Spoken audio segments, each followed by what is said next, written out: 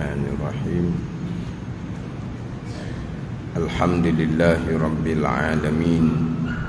Wassalatu wassalamu ala sayyidil mursalin wa ala alihi wa sahbihi ajma'in. Rabbi syrah li sadri wa yassir li amri wahlul 'uqdatam min lisani yafqahu qawli. Subhanaka la ilma lana illa ma 'allamtana innaka antal alimul hakim. Wala haula wala quwwata illa billahil aliyyil azim. Kitab Penawar Bagi Hati, muka surat 78, baris yang kedua daripada atas. Baris yang kedua daripada atas.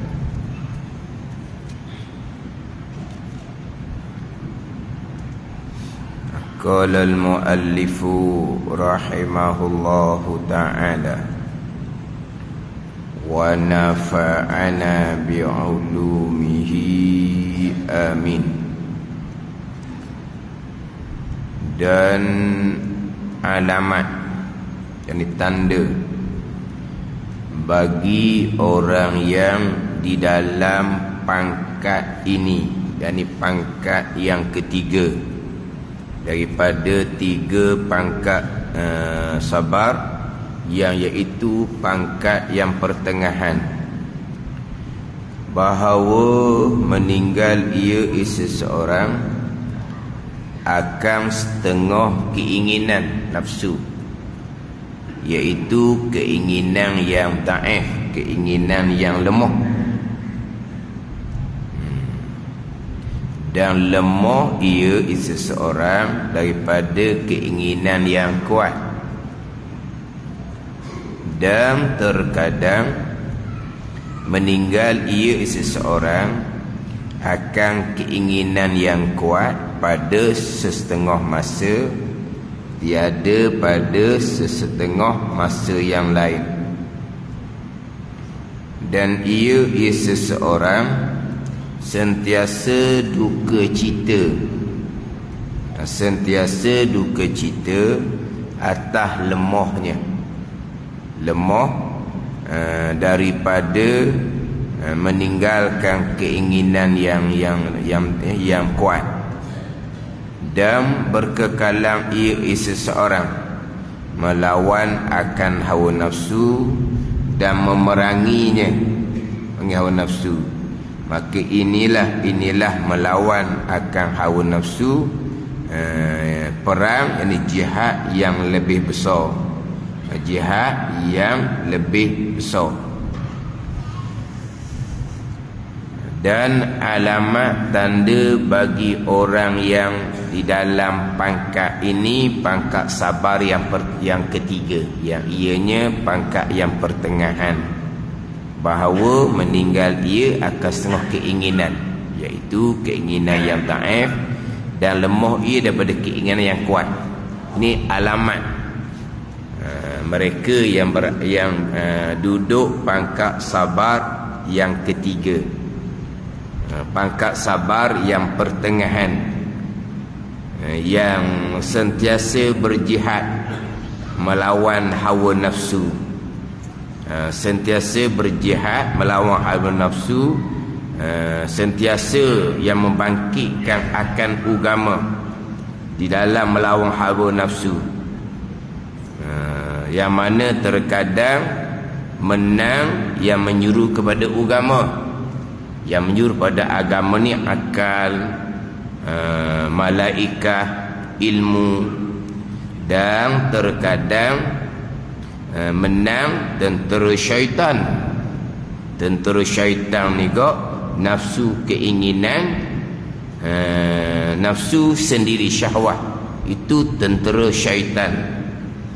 Terkadang menang yang menyuruh kepada agama, terkadang menang tentera syaitan. Hak ni hak sabar yang pertengahan. Pangkat sabar yang pertama dahulu, hak tu yang menyuruh kepada nafsu ni tak ada kekuatan langsung dah. Yang ada hanyalah semata-mata sabar, semata-mata sabar di dalam mengerjakan ketaatan, sabar di dalam meninggalkan kemaksiatan, sentiasa sabar atas segala ujian Allah. Ini sentiasa sabar. Nak sampai tangga ni dalam masa lama dia bermujahadah sampai satu tahap yang menyuruh kepada keinginan tu tak ada dah, tak kuat langsung dah. Ada ni. Jadi mengerjakan ibadah tu mana apa ni? Sabar dia kuat dalam mengerjakan amal ibadah. Sabar kuat di dalam meninggalkan maksiat. Yang menyuruh kepada maksiat lemah dah. Kemudian bagai-bagai ujian daripada Allah, sabar dianya.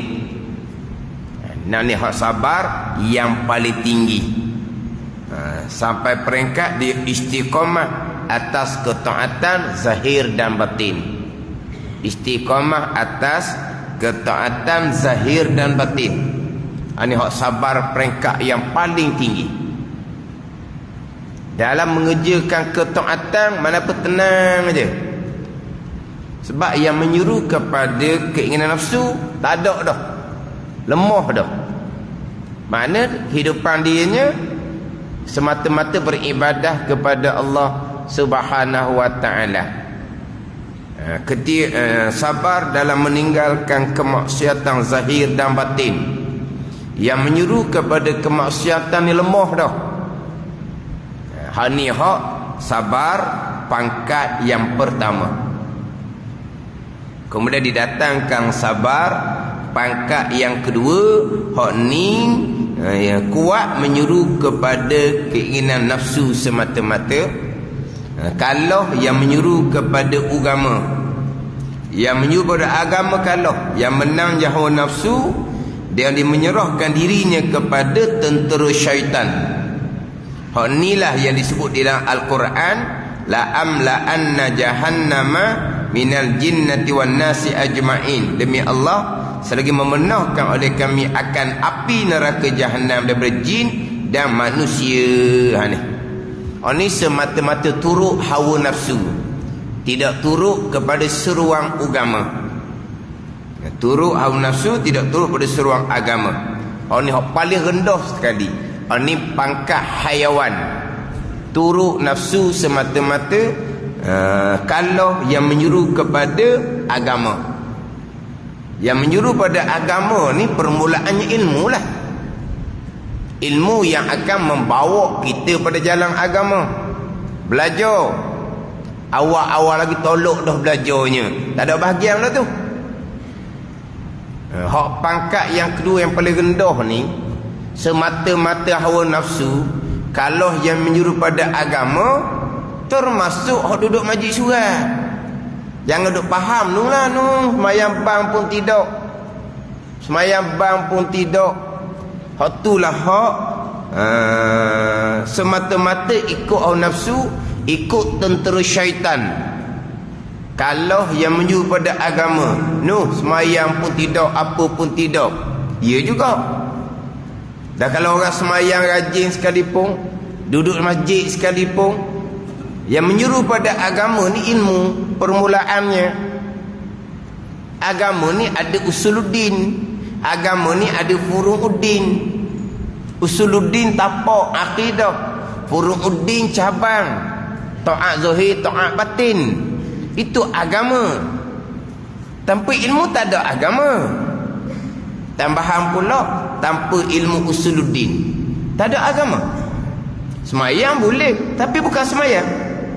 Tanpa mengenal Allah Subhanahu wa ta'ala, semayang tak ada.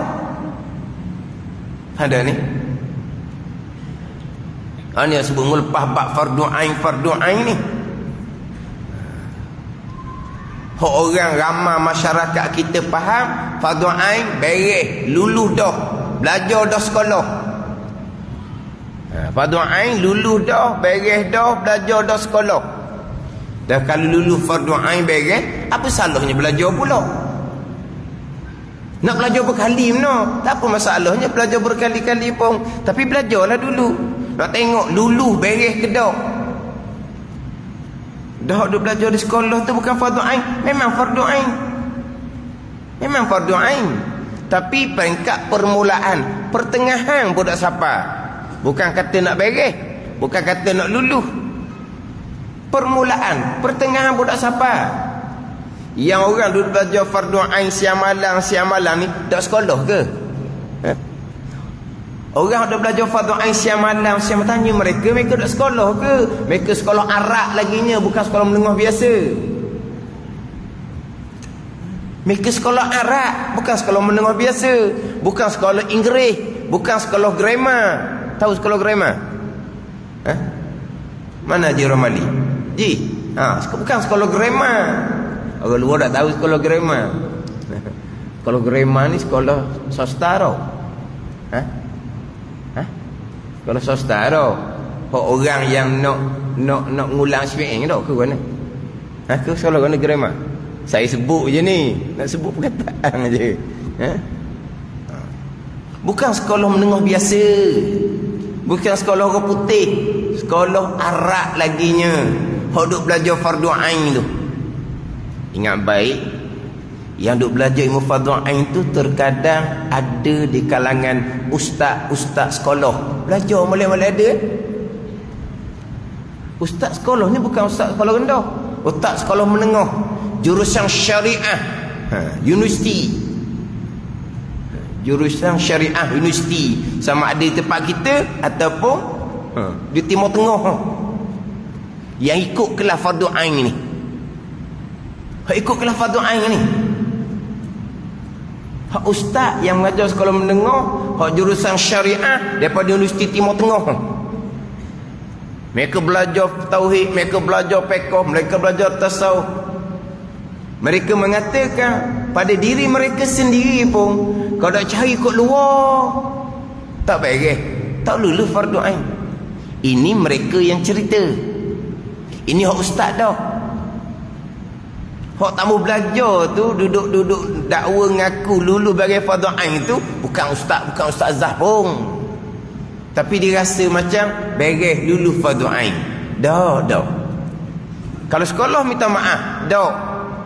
Malaikat kalau mak ayah hajar di rumah, mereka kalau mak ayah bawa ke majlis surah pada masa-masa dahulu. Kalau mak ayah tak ajar di rumah, mak ayah tak bawa ke majlis surah, belajar agama di sekolah, minta maaf. Tak lulus, tak beres, tak selesai fardu ain. Yang dia ajar di sekolah fardu ain ke tak? Fardu ain. Tapi peringkat permulaan, bukan peringkat pertengahan pun tidak. Sama telah nak beres, nak lulus. Biar kenal, biar tahu diri. Orang banyak masyarakat ni.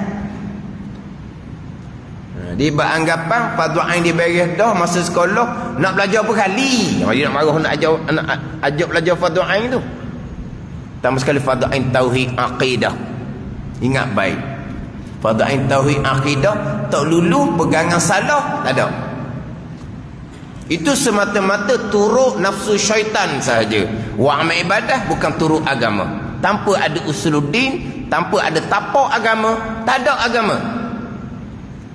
Semayang comel pekah pun tak ada agama. Semayang imaduddin, as-salah imaduddin, Nabi kata semayang tiang agama, tapak usuluddin, pegangan.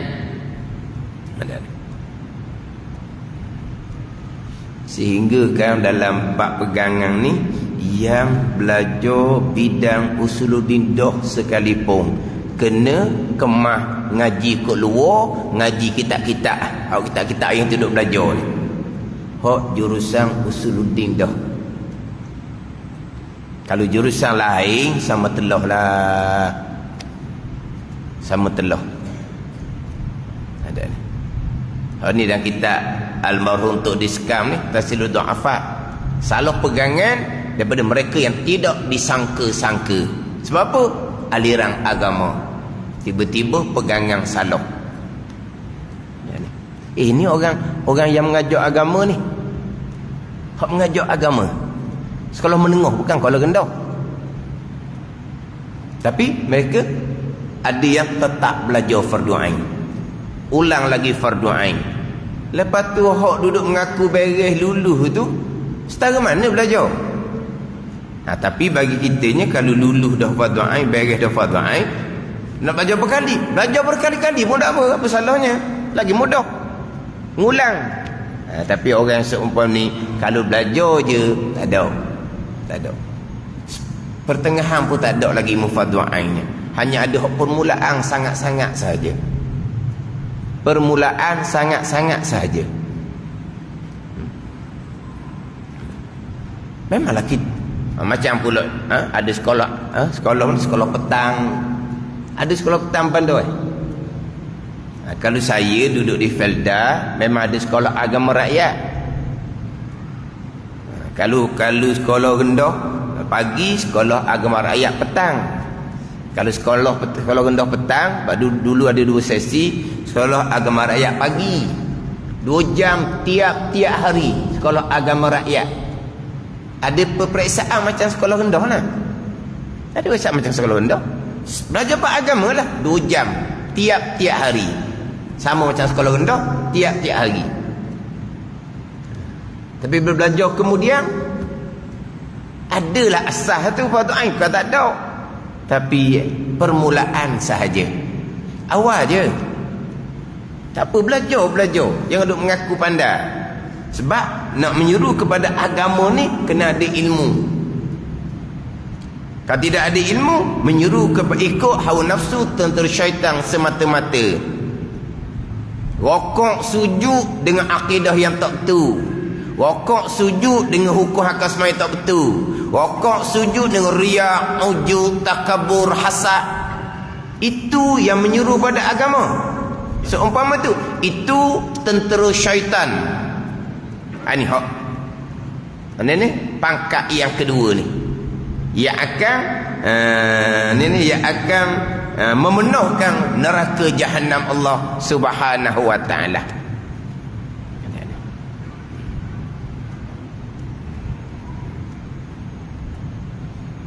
Dan orang yang belajar fardu ain itu sendiri pun, dulu pun dia rasa gitu juga. Dulu dia rasa gitu juga. Dia orang ni kan, dia jadi belajar kerana kawan-kawan dia. Tapi mula-mula dia belajar dulu pun, dia buat anggapan yang sama juga. Belajar apa lagi? Belajar dah sekolah rendah, sekolah menengah.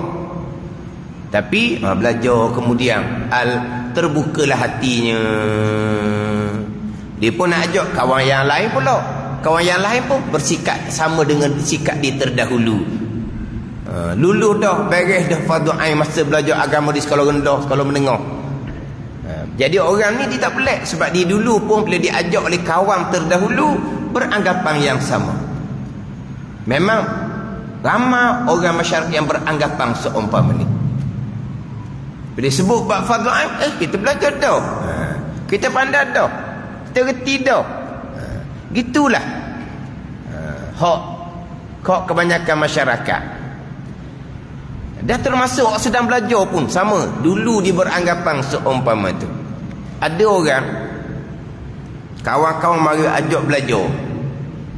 Dia orang sibuk kan. Pagi-pagi keluar cari nafkah. Petang balik.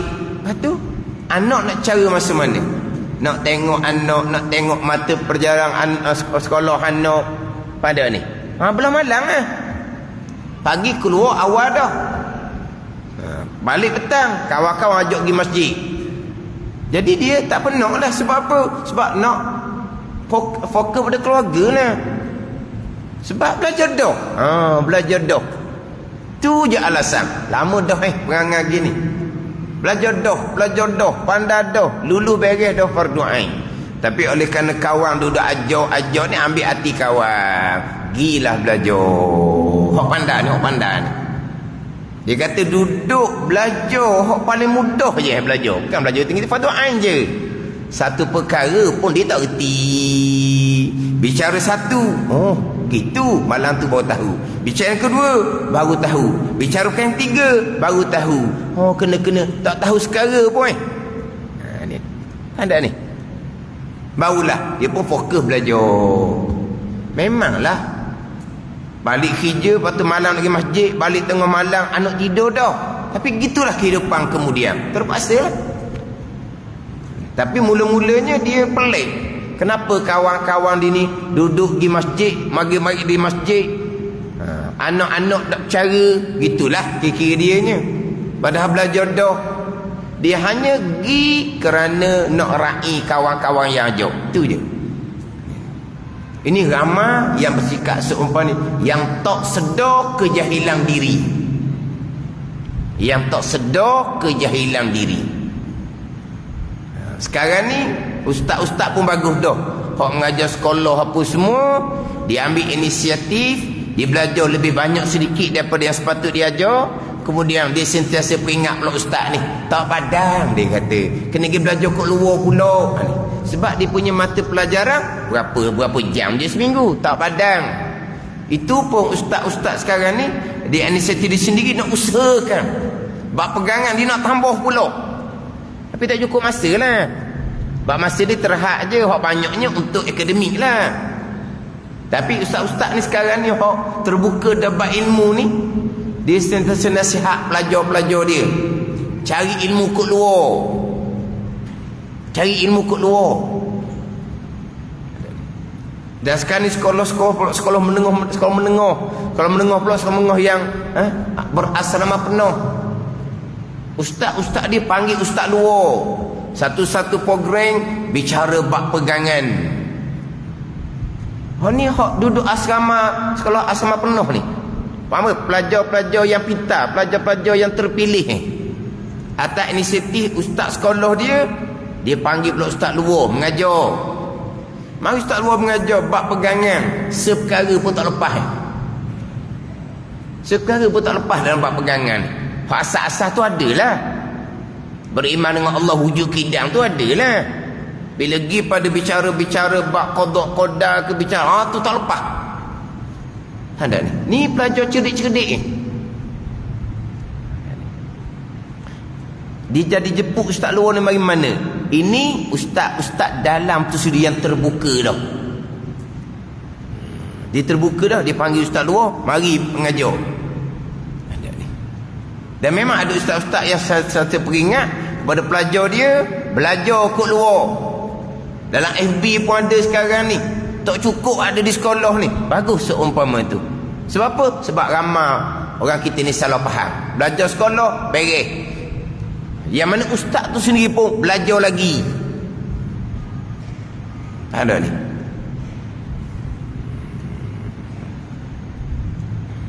Kadang-kadang hok jumpa tu bukan hok mengajar di Terengganu, mengajar negeri luar, cuti-cuti mari jumpa beritahu. Sebut dia belajar, dia ikut rakaman, dia ikut FB apa semua.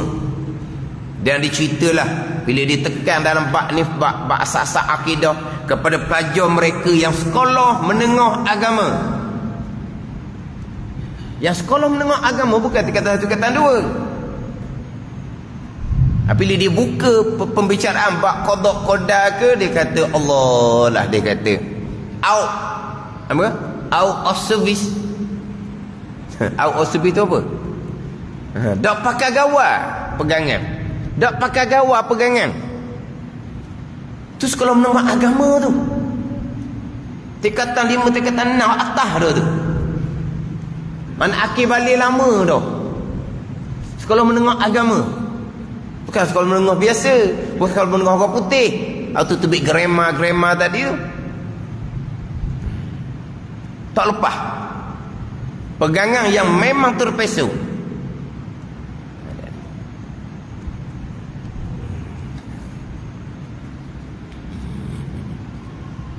Kalau dah balik pada ilmu agama, maka tak ada lah yang menyuruh pada agama.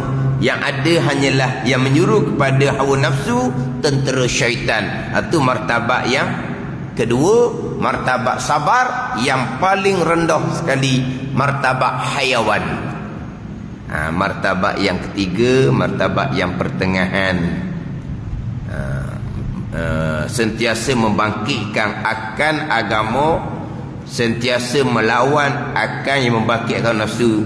Terkadang menang yang menyuruh kepada agama, dan terkadang menang tentera syaitan. Ini turun naik.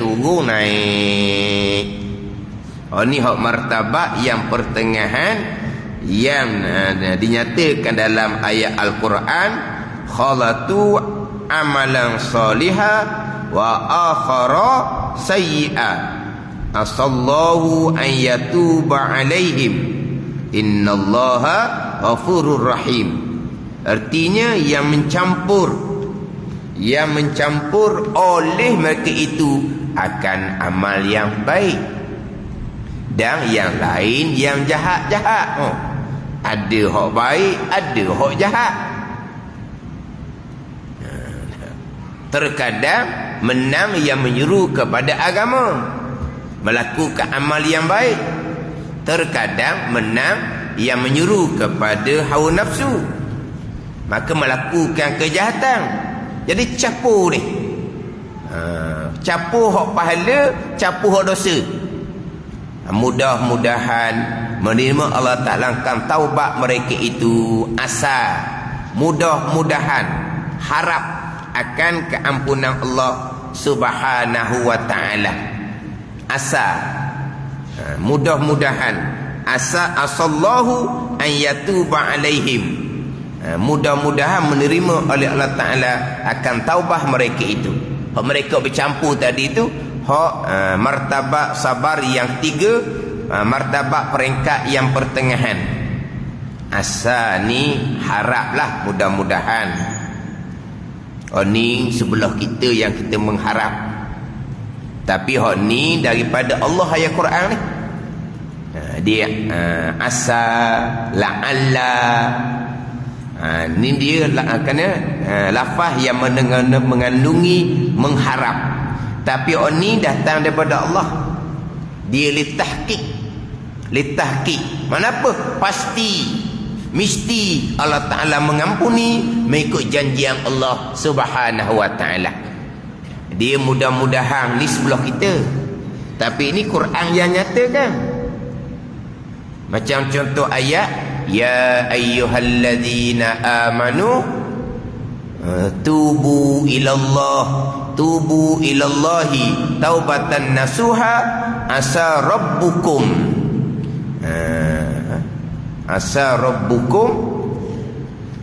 Ujung ayat dia, ya ayyuhalladzina amanu tubu ilallahi taubatan nasuha asa rabbukum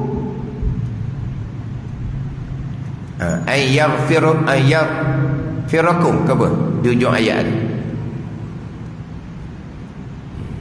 wahai mereka beriman, bertaubahlah kepada Allah sebagai taubah yang sebenar.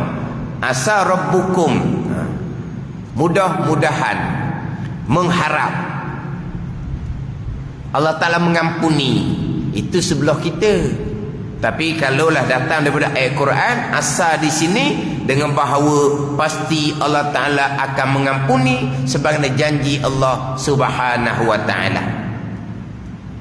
Allah tidak memukri janji, innallaha la yakhliful mi'ad. Sehingga Allah Ta'ala tidak mengampuni janji. Yang Allah Ta'ala tidak memukri janji. Mana pasti Allah Ta'ala akan mengampuni dosa mereka yang melakukan kejahatan. Sebab apa? Sebab terkadang amal baik comel, terkadang amal jahat. Sekarang ni amal jahat bukan hak batin, hak payah, hak zahir pun payah pula sekarang ni. Dulu amal jahat dengan mata, jarang-jarang amal jahat dengan mata ni. Kalau dulu jangan turun bandar. Warna ayat ada, asa rabbukum an yukaffira ankum sayyi'atikum. Asa rabbukum an yukaffira ankum sayyi'atikum. Allah mengampuni akan kejahatan kamu. Mudah-mudahan pasti Allah mengampuni. Kalau taubah tu taubah yang nasuha, taubah yang sebenar-benar. Tapi asa dengan makna mudah-mudahan lah, mengharap tu daripada sebelah kita, daripada Allah Ta'ala. Asa tu litahqiq, pasti Allah Ta'ala akan mengampuni. Itu janjian Allah Subhanahu wa Ta'ala. Dulu mata jangan turun bandar kan, dulu kan bulan-bulan Ramadan jangan turun bandar, dia kata kuruh puasa. Memang dulu rumah jangan ke mana-mana. Di rumah turun bandar kuruh pahala puasa, maksiat mata banyak. Sekarang ni maksiat mata boleh berlaku dalam masjid. Ada, tak tahulah dia kebetulan ke macam mana. Tengah orang mengajar, duduk gesek telefon, tengok benda tak pakai. Kebetulan yang sekarang ni ada orang duduk belakang, duduk gesek telefon, orang lalu ke belakang tengok main apa tu. Orang duduk mengajar depan dalam masjid. Boleh berlaku lagi maksiat mata. Ada ni sekarang. Dulu mudah je, jangan kita bandar. Orang bandar ramai orang puan pun semua duduk di rumah, tak ada maksiat mata. Sekarang ni boleh berlaku maksiat mata walaupun dalam masjid, walaupun orang tengah mengajar. Dia kebetulan wallahualam lah. Tak ada ni maksiat mata, maksiat telinga. Sekarang ni bagai-bagai maksiat zahir.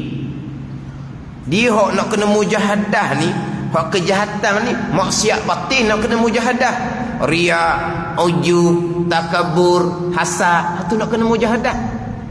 Hok tu hok tempat besar godaan syaitan. Godaan besar, tempat godaan besar syaitan adalah hati. Tapi kalau zahir hok mudah pun tak boleh nak jaga, hok hati nak jaga macam mana? Ni capur ni. Time semayang, time belajar. Time wa amma. Siapa masa maksiat mata, maksiat telinga, maksiat hati. Ni bercampur. Hak ni hak martabat yang kedua, martabat yang ketiga, yang pertengahan ni. Hak ni sentiasa mujahadah ni. Ini sentiasa mujahadah. Tapi tak tetap, tak istiqamah. Tidak istiqamah taat zahir batin, tidak istiqamah di dalam meninggalkan maksiat zahir dan batin. Ini hak pertengahan. Dan alamat bagi orang yang di dalam peringkat ini, peringkat sabar yang ketiga, peringkat pertengahan ni, bahawa meninggalkan ia akan setengah keinginan. Meninggalkan ia akan setengah keinginan. Dia sekarang ni apa-apa tuntutan zahir dan batin, apa-apa maksiat zahir dan batin, pokok pangkal balik kepada ilmu. Apa dia ketaatan zahir, apa dia ketaatan hati, balik kepada ilmu. Ketaatan zahir, semayang. Semayang macam mana taat? Semayang macam mana ketaatan? Semayang yang macam mana zanbun kabir, dosa besar. Faham tak ni? Taat zahir semayang. Semayang mana pahala yang paling besar? Hak amalan zahir. Semayang lah pahala yang paling besar, amalan zahir. Pahala yang paling besar iman akidah. Tapi hak amal zahir, pahala yang paling besar adalah semayang. Semayang macam mana pahala besar? Kalau sembahyang tidak melengkapi syarat rukun berlandaskan kepada ilmu, bukan pahala besar, zanbun kabir, dosa besar. Dosa besar. Itu hak taat zahir. Taat batin pula, taubahnya apa, khauhnya apa, zuhudnya apa, ni sabarnya apa, syukur ikhlasnya apa. Itu taat hati. Nak meninggalkan maksiat zahir dan batin, kena balik pada ilmu. Apa dia maksiat batin, apa dia riya, ujud, takabur, itu semua balik pada ilmu. Itu berkaitan dengan ketaatan zahir dan batin, furu'uddin, cabang agama. Hak paling besarnya usuluddin, iman, akidah yang paling besar. Itu yang paling besar, pahala yang paling besar, dosa yang paling besar. Paling iman, paling akidah paling yang paling besar. Kalau pegangan yang salah, dosa yang paling besar. Itu kalau hak tak kapi. Kalau pegangan salah tu hak kapi, kekal neraka selama-lamanya, sampai puasa tidak sah walaupun comel pekor tersau sekalipun.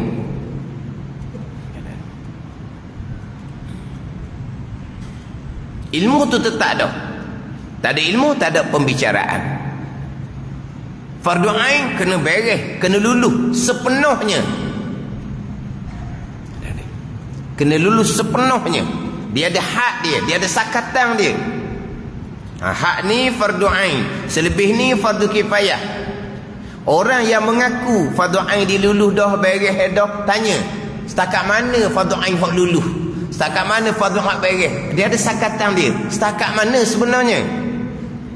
Kata luluh, kata beres, kata selesai, setakat mana sebenarnya fardu ain? Hak ni pun tak boleh nak jawab. Dah kata luluh macam mana? Beres macam mana?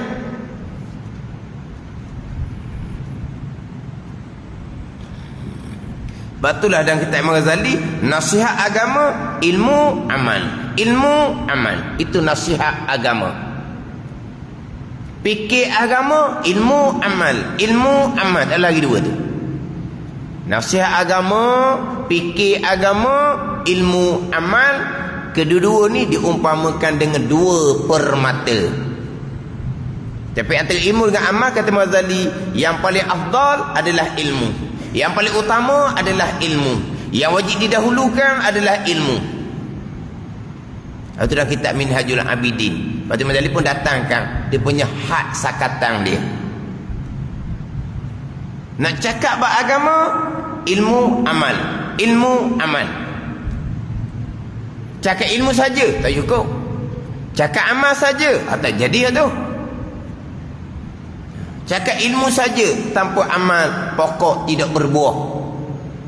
Cakap amal saja tak ada buah langsung, tak ada cara langsung tu. Jadi nak nasihat agama, nak fikir agama, ilmu, amal.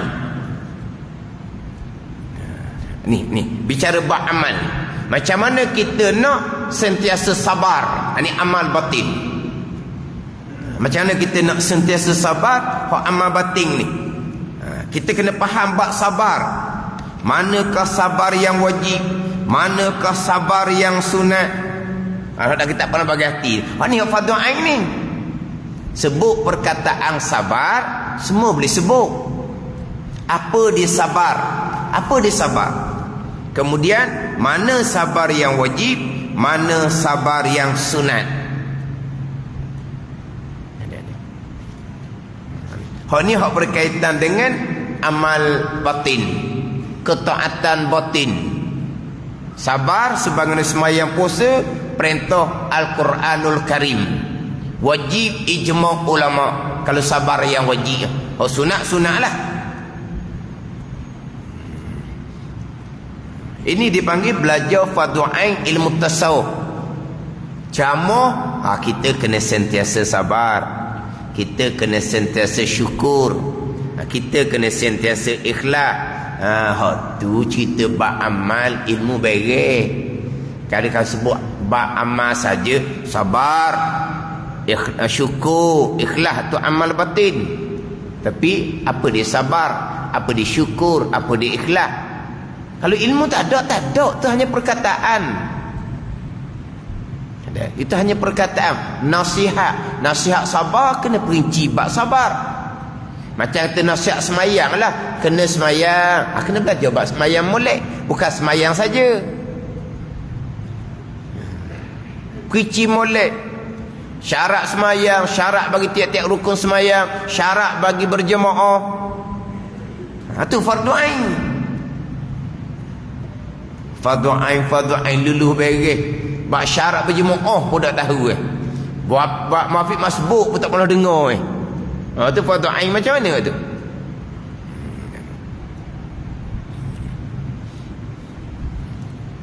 Jadi sekarang nak pergi pada hak mujahadah pada amal batin. Mujahadah pada amal batin. Sabar atas yang menyuruh kepada agama. Sabar ketika melawan seruan daripada tentera syaitan. Sabar. Apa yang menyuruh pada agama, apa yang menyuruh kepada hawa nafsu, apa yang menyuruh kepada tentera syaitan. Kita jangan ingat, orang belajar pun ada hawa nafsu sendiri. Orang beramal pun ada hawa nafsu sendiri. Belajar ikut hukum, bukan ikut hawa nafsu. Oh, saya ustaz, kalau pekoh saya minat. Kalau tauhid saya tak minat. Kalau tasawuf saya tak minat. Itu hawa nafsu, itu bukan agama. Ada yang bersikap seumpama tu. Kalau pekoh hukum hakam, dia suka. Kalau tauhid tasawuf, dia tak suka. Tauhid payah, dia kata. Tasawuf ni warak sangat, dia kata. Tak padang dia orang muda. Boleh cakap gitu. Tauhid dia kata payah, berat, dia kata. Tasawuf ni warak, dia kata. Lepas tu tak apalah, saya belajar bab fiqh, tak apa dah. Itu hawa nafsu, itu bukan seruan agama gitu. Itu hawa nafsu yang menyuruh pada tentera syaitan. Dalam belajar tu sendiri. Walahal belajar fiqh tu fardhu ain dah. Ni kalau ceramah saja fardhu ain tauhid fiqh tasawuf pun tak ada, waktu balik awal lah. Makna dalam belajar terkadang mengikut seruan hawa nafsu sendiri, bukan mengikut seruan agama.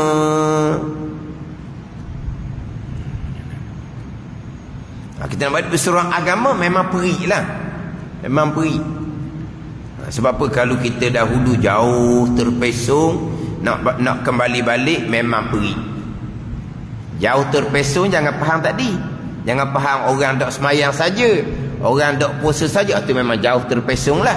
Termasuk yang jauh terpesong, yang duk masjid sentiasa tapi akidah tak betul, semayang tak betul, hati riak ujub takabur, itu jauh terpesong walaupun atas rupa kebajikan.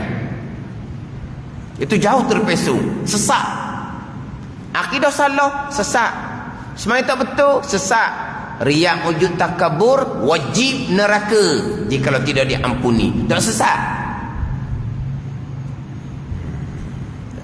Nak kembali balik pada jalan sebenar tu, memang perilah. Nafsu tak suka. Nafsu sukanya angkat. Oh, cerita amal ni boleh ni, amal ni tu hawa nafsu belaka ikut suka dia je. Buat amal ikut suka dia je, itu hawa nafsu. Itu bukan menyuruh kepada agama yang sebenar. Tipu dari syaitan atas rupa kebajikan. Itu kata Imam Ghazali rahimahullah. Hak pembicaraan kadang kita minhat cerita bab manusia, dunia, syaitan, nafsu, empat perkara ni yang menyikat daripada amal ibadah. Syaitan panjang berjadi cerita. Jadi yang menyuruh pada agama ni balik pada ilmu. Comel dah ni. Tapi sentiasa mujahadah. Terkadang menang yang menyuruh pada agama dengan ilmu. Terkadang menang yang menyuruh kepada nafsu, yang mana ilmu ada. Ilmu ada. Dia tahu dah ini hawa nafsu, ini godaan syaitan. Nak tahu menyeru pada agama dengan ilmu. Nak tahu ni hawa nafsu ni, ini godaan syaitan ni. Nak tahu macam mana? Ilmu. Ilmu ada. Beramal, bermujahadah. Tapi kadang-kadang kalah juga bahagian yang menyuruh kepada agama. Hak menangnya hak yang menyuruh kepada hawa nafsu, tentera syaitan. Jadi hak pakat ni alamat tanda dia bahawa meninggal dia akan setengah keinginan, iaitu keinginan yang daif, dan lemah ia daripada keinginan yang kuat. Keinginan yang daif. Saya mengaji guru saya dulu ni, keinginan yang daif seperti melihat perempuan yang tua. Oh, perempuan tua tunduk muka lah, tak tengok apa perempuan tua. Dan lemah ia daripada keinginan yang kuat. Oh, kalau perempuan muda jangan pula tengok boleh ada dak kelip mata. Ada misal tu guru ni. Kan tengok perempuan kan haram walaupun perempuan tua. Oh, perempuan tua tunduklah. Sebab apa? Tengok pun tak ada apa, tunduk. Kalau hak perempuan hak muda hak jangok. Itu contoh dia lah. Mana meninggal dia kesengat kena itu kena yang dhaif dan lemah daripada keinginan yang kuat. Keinginan dhaif dia boleh tinggal, keinginan nafsu yang kuat tak boleh tinggal. Kalau katalah bak makan, keinginan yang dhaif ke yang kuat Kalau bak makan, bak tidur kuat juga dah. Ada ketika boleh tinggal hak keinginan yang lemah tu, tapi keinginan yang kuat hak tu tak boleh nak tinggal. Dan terkadang meninggal ia akan keinginan yang kuat boleh tinggal, boleh pada setengah masa, dan tiada pada setengah masa yang lain. Keinginan yang lemah dia boleh tinggal, baik. Keinginan yang kuat dia lemah. Dia lemah ni. Bukan kata dia tak boleh nak tinggal keinginan yang kuat ni, cuma lemah saja. Apabila lemah ni, terkadang dia boleh tinggal juga keinginan yang kuat pada setengah masa, dan tiada meninggal ia akan keinginan yang kuat pada setengah masa yang lain. Ni. Mana? Waktu kita tilik pada diri kita sendiri. Tilik dengan ilmu, muhasabah dengan ilmu. Macam mana kita hak keinginan nafsu, hak lemah-lemah boleh tinggal. Keinginan hak lemah-lemah boleh tinggal. Tapi kalau keinginan yang kuat, lemah daripada meninggalkan yang kuat. Lemah macam mana? Terkadang boleh tinggal, terkadang tak boleh tinggal.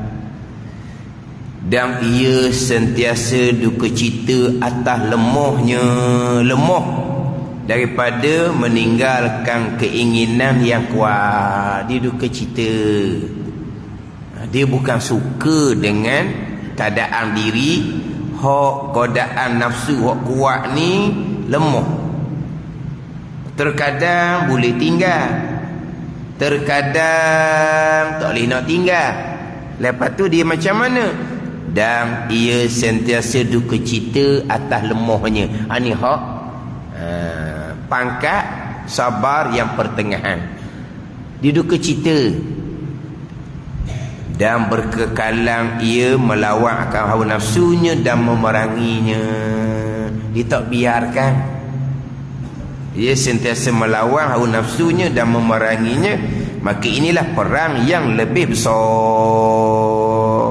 Hal ni yang Nabi kata, kita pulang daripada jihad yang kecil kepada jihad yang lebih besar, iaitu jihadun nafsi. Jihad melawan akan hawa nafsu sendiri. Sentiasa berjihad. Tapi begitulah, terkadang melakukan kejahatan ikut hawa nafsu, bertaubat kepada Allah Subhanahu wa taala, duka cita, berasa sedih di hati. Kenapa? Kerana turut kehendak hawa nafsu. Dia mujahadah dalam masa yang lama, akhirnya yang menyuruh pada kejahatan lemah, hilang dah. Hanya semata-mata yang menyuruh kepada kebajikan, naik sabar, martabat yang paling tinggi. Yang mana yang menyuruh pada kejahatan sudah tidak ada, semata-mata istiqamah atas ketaatan zahir dan batin, istiqamah tetap atas meninggalkan maksud zahir dan batin. Masuklah pada ayat innal ladzina qalu rabbunallah summa istaqamu fala khaufun alaihim wala hum yahzanun. Siapa tangening barulah tidak ada ketakutan ketika nak mati, tidak ada ketakutan ketika bertemu dengan Allah Subhanahu wa taala, dan tidak ada duka cita. Ini hak sampai kepada martabat sabar, hak paling tinggi. Istiqamah atas ketaatan wajib sunat, sentiasa dengan amal ibadah. Tapi tak dinafikan terkadang berlaku juga kesalahan, sebab kita tidak maksum. Hak pertengahan tu berulang kali berlaku perkara yang jahat, berulang kali. Tapi lama-lama kurang, barulah tetap atas ketaatan. Berlaku kesalahan, segera bertaubat kepada Allah Subhanahu wa taala. Tapi pokok pangkalnya balik kepada ilmu. Fadha'in tauhid, fadha'in fiqh, fadha'in tasawuf. Berulang kali pun tak apa. Biar mantap, biar kemah, terutama sekali hak fardu ain tauhid, fardu akidah. Tak ada situ, tak ada agama, tak ada pembicaraan ilmu fiqh, tidak ada pembicaraan ilmu tasawuf tanpa ilmu tauhid, ilmu akidah. Dan ketahui olehmu bahawasanya hajah kepada sabar itu melengkapi ia akan segala masa. Sabar ni sepanjang masa. Adakah sembahyang sepanjang masa? Tidak. Adakah puasa sepanjang masa? Ramadan saja. Ketaatan yang zahir. Adapun sabar melengkapi ia akan segala masa. Orang yang sakit berat, akhirnya kewajipan puasa ada dah. Dah wajib dah kamu puasa. Tapi sabar sepanjang masa. Mana terlantar tinggal kulit tinggal tulang, puasa tak wajib. Tapi sabar sepanjang masa. Taat batin sepanjang masa. Syukur sepanjang masa. Ikhlas sepanjang masa. Tawakul sepanjang masa. Ini hak taat batin. Taat zahir tidak sepanjang masa. Semayang 5 kali sehari je, bukan sepanjang masa. Tapi sabar, taat yang batin melengkapi ia akan segala masa. Sebab itulah tempat godaan, tempat seruan malaikat mulhim, tempat godaan syaitan yang paling besar adalah pada hati kita masing-masing. Tempat seruan malaikat mulhim, tempat godaan syaitan adalah pada hati kita masing-masing. Hak tu hak paling besar sekali. Hak hati. Hak zahir simple saja. Perintah-perintah zahir simple saja, lebih mudah. Tapi kalau zahir pun kita tidak selesai, nak bicara bab hati macam mana? Kalau bab pegangan lagi simple. Faham, pegang, siap. Tapi kena faham molek. Kena jelas molek. Pegang kejap, selesai. Kuat ada kuat kita pegang ni. Mantap tak mantap akidah iman kita. Pergi pada fiqh tasawuf. Pergi pada fiqh tasawuf yang akan menentukan kuat ke tak kuat iman akidah kita. Bila ceritanya akidah simple. Faham molek, lengkap info ain tauhid, pegang akidah molek. Hak zahir fiqh dia mudah. Hak bicara bab hati. Tempat tilik Allah adalah hati kita semua. Hak zahir. Tapi pertengah besarnya adalah pada hati kita masing-masing. Wallahu a'lam. Bismillahirrahmanirrahim. Alhamdulillahirabbil alamin. Wassalatu wassalamu ala sayyidil mursalin wa ala alihi wa sahbihi ajma'in. Allahumma iftah alaina futuhal arifin. Allahumma allimna ilma aqdamin wa fahimna famasabikin warzuqna ruqat talibin. Allahumma zidna ilman wa alhiqna bis salihin. Wa sallallahu ala sayyidina Muhammad wa ala alihi wa sahbihi wa sallam. Walhamdulillahi rabbil alamin.